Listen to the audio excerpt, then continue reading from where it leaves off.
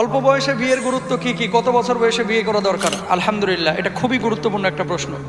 রাসূল সাল্লাল্লাহু আলাইহি ওয়াসাল্লাম বলছেন, ইয়া মাশারাশ শাবাব মান ইসতাতা মিনকুমুল বাআতা ফালইয়াতাজাওয়াজ। এই যুবক, যার সামর্থ্য আছে দ্রুত বিয়ে করে ফেলাও, কারণ এই ফাইন্নাহু আগাদ্দু লিল বাসার ওয়া আহসানু লিল ফারাজ। চোখটাকে হেফাজত করে আর লজ্জাস্থানকে হেফাজত করে এই বিয়ে। বিয়ে যত সহজ হবে জেনা তত কমবে, ঠিক কিনা?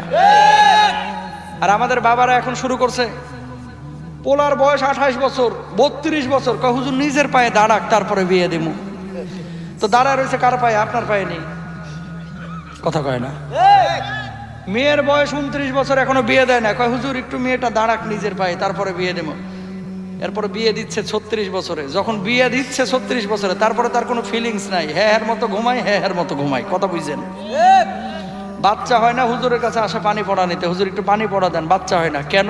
36 বছরে বিয়ে করলে কি লেগা? এটা কি আইন? আস্তাগফিরুল্লাহ। এই জামানায় প্রেমটা সহজ হয়ে গেছে, জেনাটা সহজ হয়ে গেছে, বিয়েটা কঠিন হয়ে গেছে। আমি আবারও বলি বাবাদেরকে, আপনাদের যদি সামর্থ্য থাকে ছেলে মেয়েকে বিয়ে করায় দিবেন। যৌবনে পদার্পণের পরে অনেক বাপরাও আছে সমস্যা, দেখে ছেলে কম্বলের নিচে ঢুকে কুতুর কুতুর আলাপ করতেছে প্রতি রাত্রে। কিরে জামাল, কার লগে কথা কস?